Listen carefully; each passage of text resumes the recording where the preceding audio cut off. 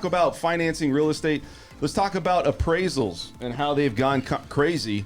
And that's why we have Andy in here. We're going to start with that. You guys can attest to as far as what's going on with the appraisals. We're at the end of this, after we talk to him, we're going to shoot him. Because Andy's an appraiser. I just had that's like the lurking Hulk. All right, Matt. What happened on your real deal? estate transaction? Who rained on your deal's parade? Who rained on your deal's parade? I'm just pulling Andy's chain. But I do have some questions for him. Excellent. So do I. Perfect. What's your He's like, great, can't wait. So let's talk about what's going on. No appraisal contingency. It's really gone to a point where it's no return. Yeah. Like everybody's writing them. You know, you look at the agent comments. We were looking at that yesterday. Most of these properties are already coming out saying, hey, we're not even going to look at that, you know? So right. what is the challenges that's out there? Andy, you've seen it. Let's talk with you first. Our job is not to kill anybody's transaction. However, Are you It's sure just a about that, byproduct Andy? of your services. No, I'm joking. He's a neutral third party. Exactly. Yeah. Well, our job is basically to protect the lender from people overpaying and then turning sure. into properties walking away. But that's a different topic. Yeah.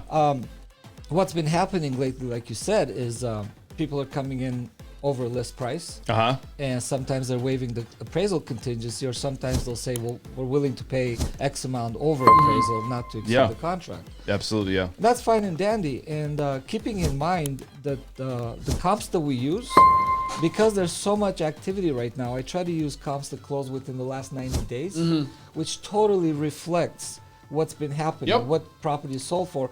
So using those comps, you come up with a value range, and then you get an offer that's $50,000 above any of those. What are you supposed to do with that? Yeah. I mean, you see the challenges. I mean, you Right. guys, Matt, let's talk about what's going on. So in respect to that, from the realtor perspective, obviously, we know going in, like I look at property the same way you do, like plus or minus 20% square footage, like work my way out. So as a realtor, I have an idea of what the appraiser's going to do, because I do the same thing pretty much. And then I tell the clients before we write the offer, hey, you're probably going to be out. And then like they know, my clients know, like you might need an extra 20K to get this deal done, or we might have to go to the seller.